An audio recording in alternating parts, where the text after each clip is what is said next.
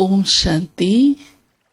बाबा आकर के हमको सतयुगी दुनिया का वर्षा देते हैं। बाबा ने कहा है जो हर कल्प लेने वाली आत्माएं हैं, कल्प कल्प जो इस वर्षे की अधिकारी बनती हैं, उनकी निशानी क्या होगी?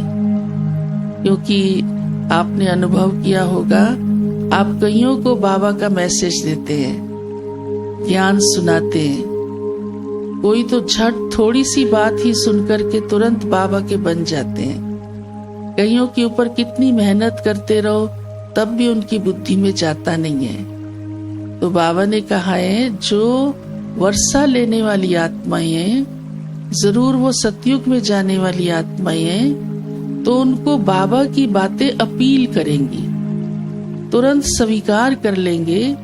और सबसे मुख्य बात तो ये स्वीकार करेंगे कि पवित्रता बहुत अच्छी है। तो जब पवित्रता अच्छी लगती है, उसकी धारणा शुरू करते हैं, तो बाबा की सारी बातें धीरे धीरे जीवन में आती जाती हैं और ज्ञान भी समझ में आता जाता है। उनको खुशी होगी और नशा रहेगा कि अच्छा भगवान आया है, हम उसके बच्चे बन रहे हैं। तो ये बाबा कहते हैं निशानी है कि ये आत्मा हर कल्प में भगवान की बनी है, पहले भी बनी थी और अब भी बनी है। तो हम सब कल्प पहले वाली आत्माएं हैं, तो हमें ये खुशी रहनी चाहिए।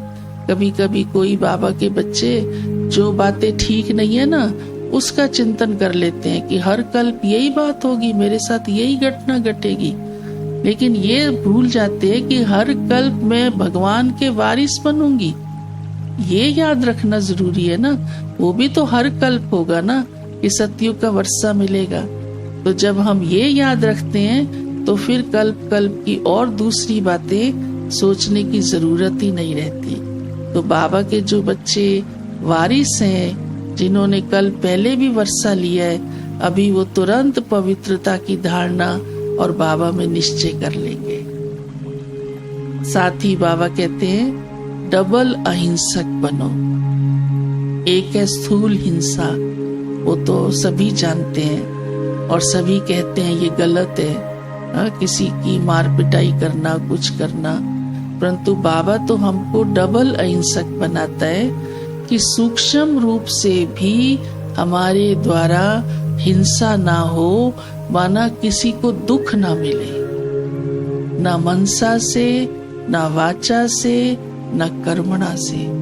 कभी ख्याल भी ना आए कि हम किसी आत्मा के लिए ऐसा सोचें जो नहीं होना चाहिए, जिसको श्रीमत नहीं कहती है। और वो आत्मा फिर क्योंकि वाइब्रेशन तो पहुंचता है, तो उसको कहीं ना कहीं दुख की फीलिंग आती है। तो ये भी हमारा हिसाब किताब बन जाता है। बाबा कहते हैं ना सबका भला हो, सब सुख पाए, ऐसी हमारी भावनाएं रहे सदाई। तो वाचा तो बोलनी ही नहीं, कई बार बोलने से भी कितना दुख मिल जाता है दूसरों को।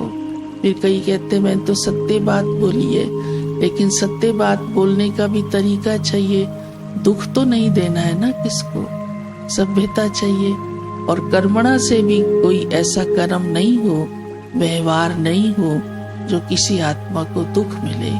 तो बाबा कहते हैं डबल अहिंसक बनकर चलना।